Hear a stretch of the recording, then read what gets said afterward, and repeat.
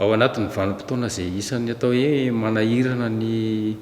zao tontolo izao mihitsy satria eran'izao tontolo izao no misy an'ilay valanaretina coronavirus very-hevitra tanteraka ny firenena rehetra ary isan'izany ihany koa i Madagasikara izay efa ahitana ny ity trangana aretina ity. Eo anatrehan'izany rehetra izany manana didy sy andraikitra ianareo mpitondra fivavahana ary indrindra ihany koa fa ny eto anivony ny fiangonana EMTM. Aiza ho aiza tompoko ny hoe fiatrehanareo sy ny fandraisana ndraikitra manoloana n'izany rehetra izany ary eo ihany koa ny fepetra izay apetraka ny fitondram-panjakana manoloana indrindra nireo tokony hotandremana amin'ny fioboana. Aiza ho aiza nareo zany amin'izao fotoana izao. Misaotra indrindra tompokony amin'ny fanontaniana. Voalohany dia fiarabana no faratrarana ny Paska 2024. Ny fiangonana protestanta EMTM dia manoloana n'izao aretina coronavirus izao dia efa manana lamina manokana isa-piangonana hiatrehana ny Paska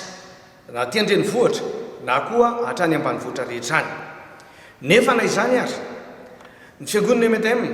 dia anisan'ny mandray anjara amin'ny ady hatrehana amin'ity coronavirus ity. Isan'izany ny fanetsehanay ny dokotera rehetra, ny infirmier, ny sage-femme, ireo mpitsabo eo anivon'ny EMTM rehetra sy ny skoto ato anatin'ny fiangonana EMTM dia nietsehanay hanampy an'ireo mpiandraikitra ara-pahasalamana, ifanampy amin'izy ireo, ifanometanana amin'izy ireo, indrindra ifanometanana amin'ny fanjakana hoentina mandresy an'ity areti-mandringana dia ny coronavirus ity. Manoloana n'izao zava-misy izao mampitondra fivavahana anareo, mety kapok'Andriamanitra ve zava-misy maneran-tany sa ahoana? Raha ny amin'ny mampitondra fivavahana anay moa amin'ny mahafiangonana anay koa dia mahatsiaro izay fa kapok'Andriamanitra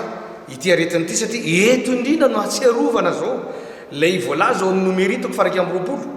ny 1/4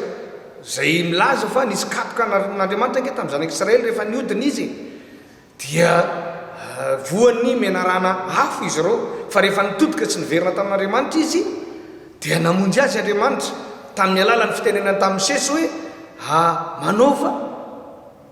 menarana hafo dia nanao menarana varahana i Mosesy ka izay marary voakaikitra io menarana hafo dia nijery an'ilay menarana varahana dia sitrana dolodolo. Ary izay no mahatonga ny fiangonana ny EMTM ankehitriny mitaona ny olona ho amin'ny fibebahana sy ny andraisana ny famelan-keloko. Izay no mahatonga ny EMTM amin'izay. Ka io fibebahana io dia tsy hakanavaka io na mpitondra fanjakana teo aloha na mpitondra fanjakana ankehitriny na ny mpitondra fivavahana na ny vahoaka ray manontolo dia tokony hitodika amin'izany fibebahana izany andraisana ny famelan-keloko. Ka izany fibebahana izany anefa dia tsy maintsy fahatsiarovan-tena aloha fa nanao fahatsoana dia bebaka ary dia andray ny famelan-keloko. Ary izany no anentananay ny malagasy rehetra mba indrindrandrindra ny fiangonana EMTM hitondra mbavaka any amin'ny isa-tokantrano any hamaky ny tenin'Andriamanitra satria efa misy taridalana mena any amin'ny alalan'ilay tenin'Andriamanitra fiainana dia mamaky an'ireny isa-tokantrano any ary dia mivavaka ho an'ity firenena ity. Izay izany fiarah-mientanareo amin'ireo fikambanana kristianina izay manao antso amin'izay resaka fibebahana izay amin'izao. Ny fiangonana EMTM dia tsy fiangonana miolon'olona fotsiny ihany koa fa fiangonana miara-miasa amin'ireo fiangonana rahavavy rehetra izay mitovy tarigetra aminy ka dia manao antso avo miara-manentana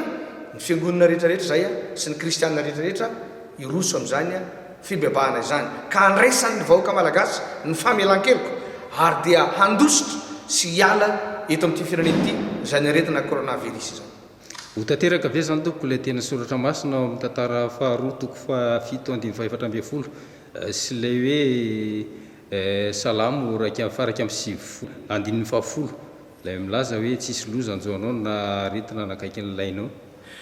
Marina izany ary amin'izao fotoana izao no hanehoan'Andriamanitra ny voninahiny. Marina ny voalaza ny tantara faharoa toko 7/4 fa raha misy olona dia lazay ny tenin'Andriamanitra io fa raha iverina sy hitodika amin'andriamanitra ny olona dia ianao any an-danitra andriamanitra ka amelana eo ny ary asitrana ny taniny ka zay hamarin'andriamanitra eto zany ary hamarin'andriamanitra ho amin'ny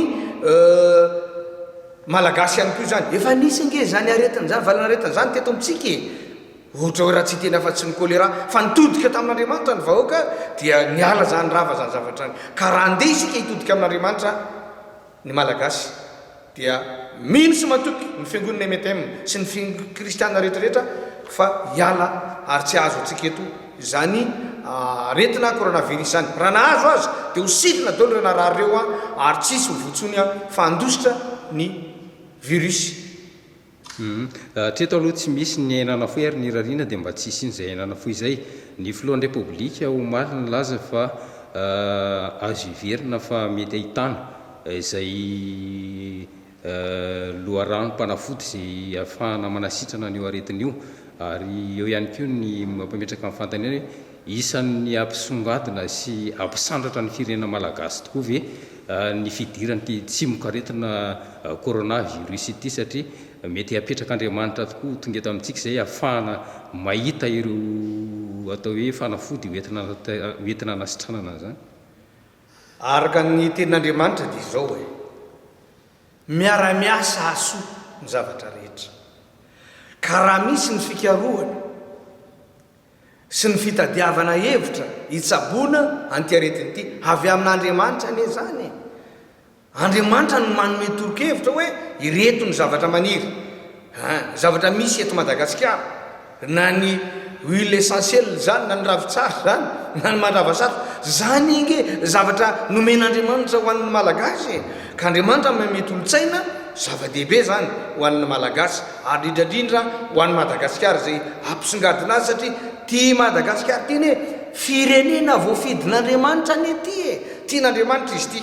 ary zay no mahatonga ny fiangonana MTM ankehitriny manao antsoavy hoe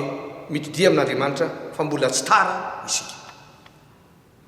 ny fiangonana MTM dia napetraka andriamanitra ao anatin'ny fanarahana tanteraka ny toromarika avy amin'ny fitondram-panjakana heverina fa tolotsaina avy amin'andriamanitra no nataon'ny tompo ho an'ireo mpitantana ireo ka hahafahantsika misoroka hahafahantsika ihany koa mandresy ireo varanaretina ireo ary indrindra ao anatin'ilay hoe cas contact dia hazo heverina fa fanapahan-kevitra tena endry no ny raisin'ny fitondram-panjakana mba tsy hahafahan'ny olona mifampizara izany atao hoe virus izany koa dia manaiky tanteraka izany fandaminana izany ny fiangonana izany koa mantsy dia tsy lavitra ny amin'ny fiheverana eo amin'andriamanitra satria andriamanitra rehefa nampianatra ny mpianatra hivavaka dia ny teny ny tomboka nanao hoe aoka ianao andeha dia hirindrina ao amin'ny toerana anankiray ary ao no henon'ny tompo anao voasoratra ao amin'ny filazan'ny tsara izany hevitr'andriamanitra izany mino aho fa fahatanterahany tenin'andriamanitra kehitriny no iasan'andriamanitra satria mirindrina ao anatin'ny tokantrano ny tsirairay avy ny mpino rehetra ary afaka tsara mihitsy tena hoe manatanteraka n'izay firaisam-panahy amin'izy andriamanitra ray any an-danitra izay tena miaino tokoa ao anatin'ny fotoana fahoriana tahaka an'izao koa na dia tsy afaka mivory any amin'ny hoe toeram-piangonana ry isika tsirairay avy dia tsy manakana ny fiasan'andriamanitra ao amintsika kosa nefa izao toe-javatra izao ary mino fa tena hoe toerana fotoana manokana enon'andriamanitra ny tsirairay avy zao ary nomen'andriamanitra izany fotoana zany tsika satria ndraindray aneny mpino ary mieritreritra hoe tsy manam-potoana omenan'andriamanitra ka izao zany dia fahafahana araka ny teneniny ray aman-dreny teo hoe zava-drehetra miara-miasa hasoka dia men'andriamanitra izao ampaha-potoana betsaka izao tsika hitodiana amin'izy andriamanitra